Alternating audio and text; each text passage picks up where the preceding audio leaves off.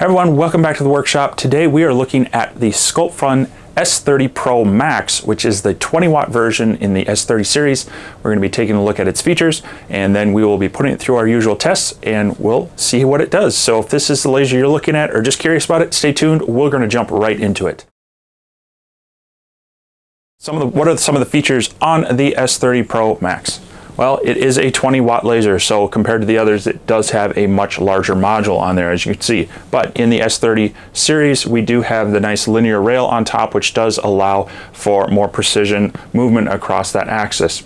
It does also include the limit switches as by default, and some of their earlier models that was an add-on. And one of the big features is their air pump is actually controlled and powered through the board in the laser. So you can use that feature in Lightburn to turn the air on and off from the software and not have to manually do it yourself. Some of the extras that they include is they do provide a lens repair kit. So it has an extra cover lens in here. This isn't the focus lens, but it's the cover lens that helps protect your primary lens from keeping smoke and debris and vapors off of there.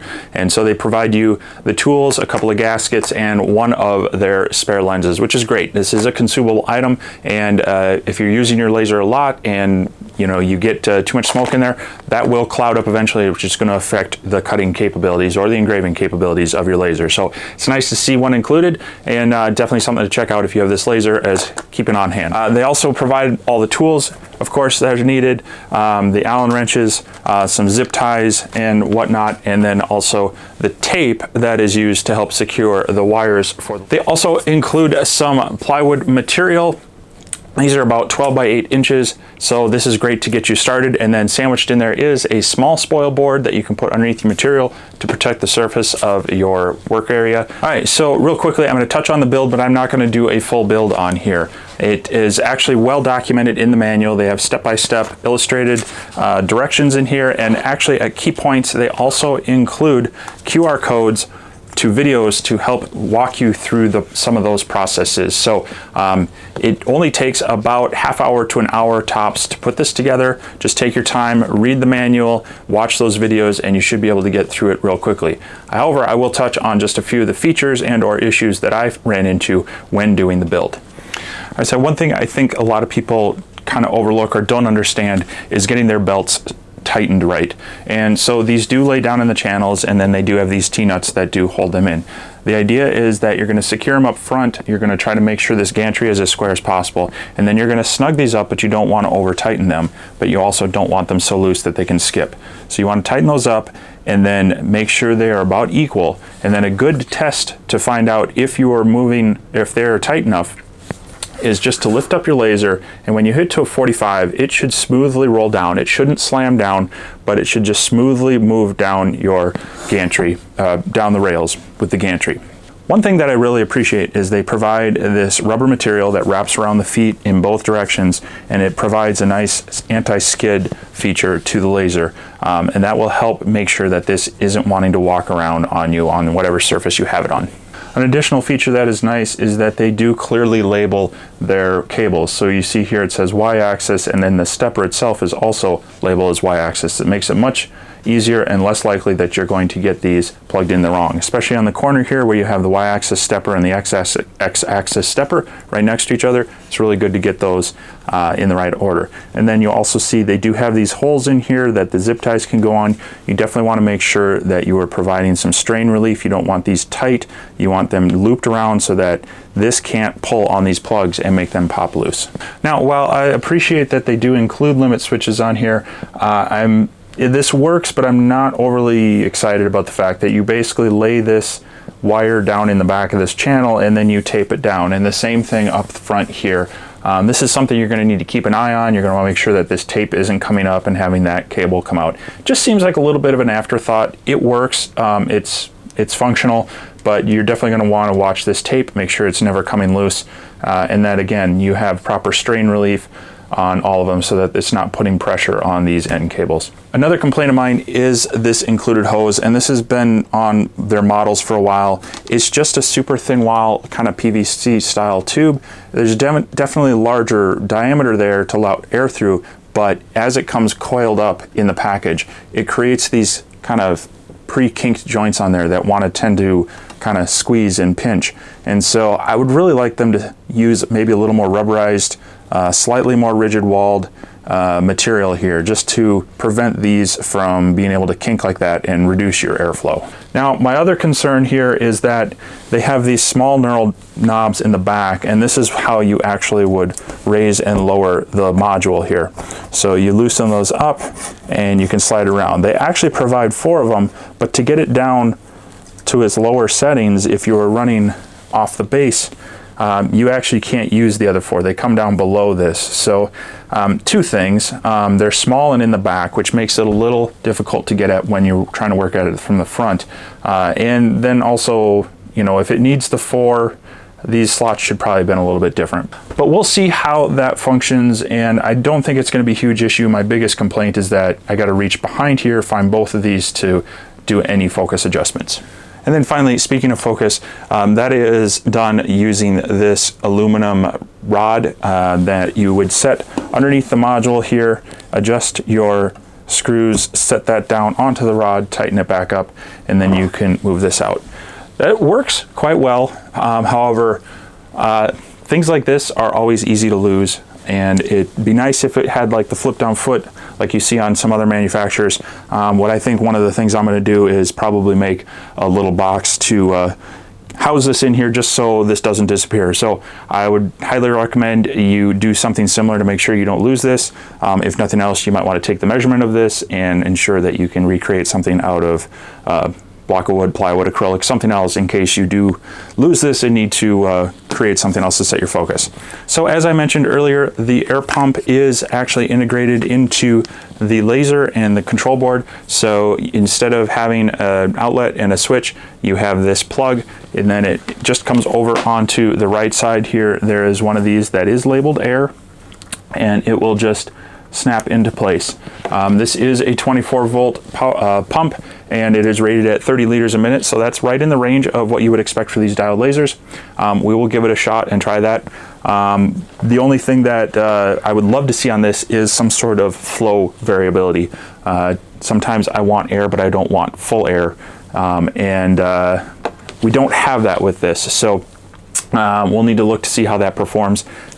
So that's enough yakking about this laser and its features and the build. Let's get it in the enclosure. Let's start throwing some plywood at it and see how it can do on some of the basic cutting features. All right, we've got the laser in the enclosure, and I'm going to start out with my standard material, which is 3mm Baltic Birch plywood. We're going to run the Lightburn material test to do both a cut, and then we'll follow up with an engrave to kind of start dialing in our settings for cutting and engraving on materials. So I'm going to get this set up, get it tossed in the laser, and we'll see how it comes out.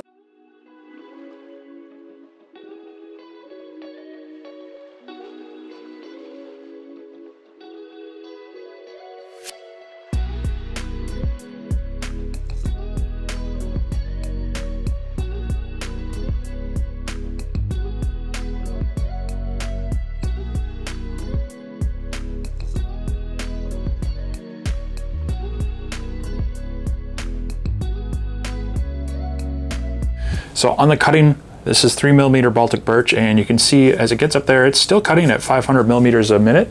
However, at 100% power, I generally say that's pretty risky, and that's just like perfect scenario. So I usually go back to where it's at 80%. So then we're in the 450 millimeters a minute range, and you run that at 80–90%, you're probably going to be pretty sure that it's going to cut through all these materials.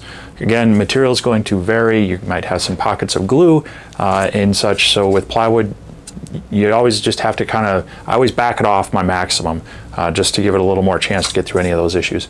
So then over on our engraving scale, we went from 4,000 millimeters a minute all up to 10,000 millimeters a minute, and we do have a pretty decent gradient there. Obviously here at 4,000, the 10% was pretty much gone in any of them, but at 20% it's fairly dark. So I'm guessing the laser, it probably has a minimum firing somewhere in, between 10 and 20%.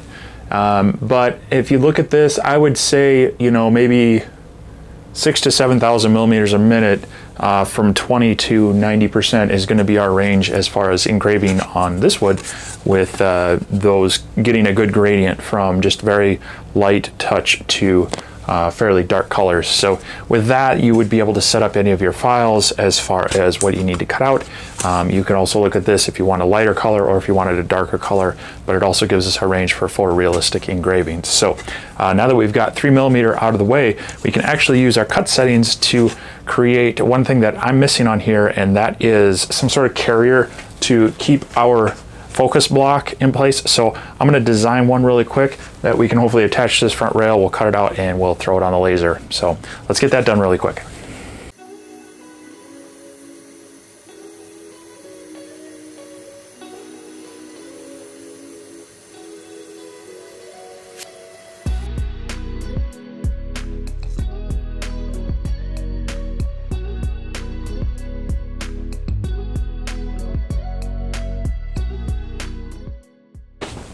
All right, so we got that cut out and we've got it glued together, and then I took out of the spare parts bin just this extra little T-nut that was usually for like your holding your belts down.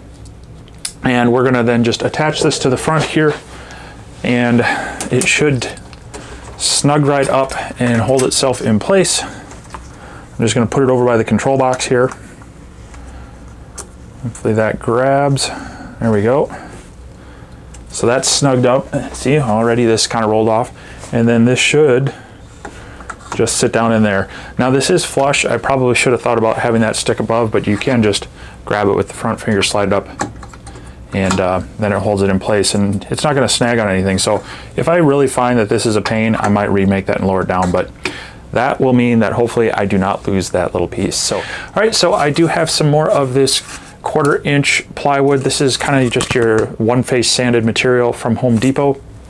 And so I'm going to put this in there. We'll do another material test grid on it, and we'll see what kind of numbers we get from there. So let's get this set up and run through the laser.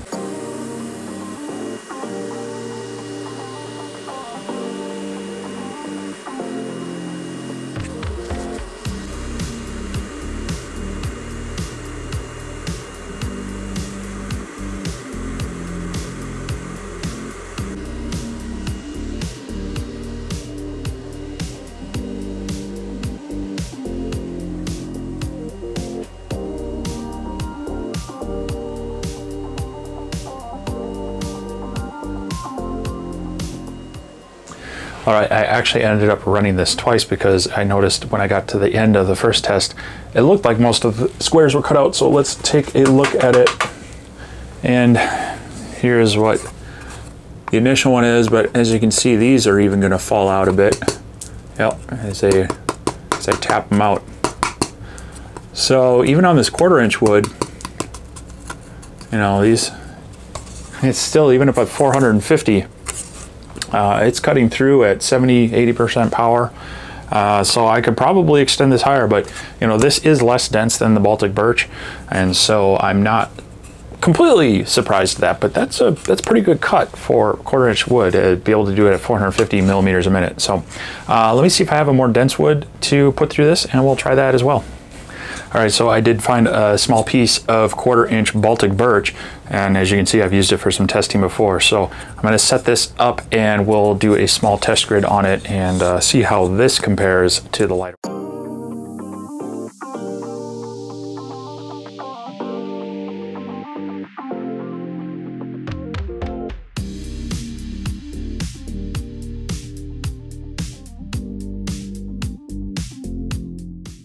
So here we go. Here's the grid on the Baltic Birch, 6mm or 1/4 inch. As you can see, it's much slower than the other one. It topped out, I bumped it up to 275 millimeters a minute at the highest, and that's 100% power. I probably wouldn't trust that. So this one, I'd be looking at 225, maybe 250. We could run another test and dial that in, but that's just where you can see this multi-layered Baltic Birch. If I can get that to focus on there for you. It's actually 7 layers. And it's a denser hardwood plywood. It doesn't have a softwood core. So that's where you really need to test each individual material. You can't just say, hey, 1/4 inch material runs this. So now that we've done this, let's look at some solid wood in maybe a thicker and see if it can get through, say, 1/2 inch or so.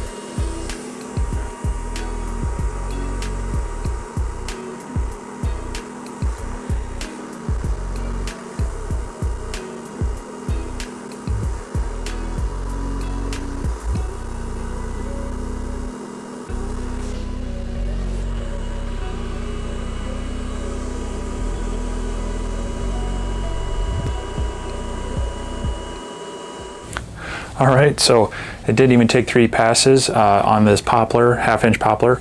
Went through in 2 passes, and actually it's a very clean cut. There's not a lot of extra charring on there. After that went so smoothly, I went ahead and threw in this 3/4 inch aspen, and hopefully you can see this fairly clearly that is a very clean cut. There's not a lot of extra charring, and it went through in 3 passes. Now I did drop the focus down just a little bit to try to get that midpoint as close to the center as I could. Obviously with the guard and such, we can't get it all the way down there, but very impressive, very clean cuts. Now again, this was at 150 millimeters a minute, and this took 3 passes, that other one took 2, so it's not going to cut very quickly at this, but you can do it. So if you need, you know, some smaller items or you've got the time, it definitely is capable of it.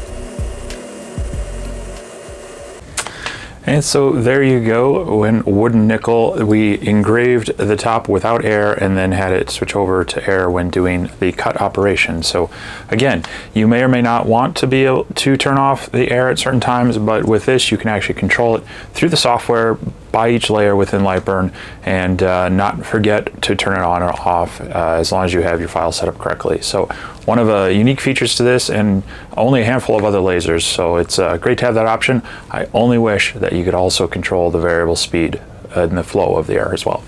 All right, the last thing I do want to do is test the engraving. So I have found a graphic online that I want to play with. It actually is coming up as a raster image, so this will be doing the whole scanning of it, and we'll see how this comes out. The concern obviously is at the higher power lasers, generally their dots aren't quite as fine point, and so you might lose some quality. So we'll just see. I've taken an image off the internet and I've scaled it down to about 6 by 4 inches, and we'll then have it cut out and we'll see what it looks like in the end.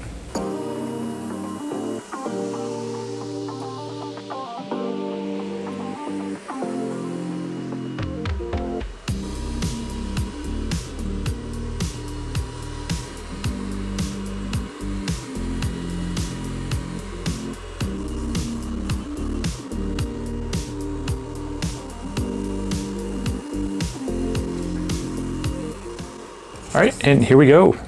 It actually worked out pretty well.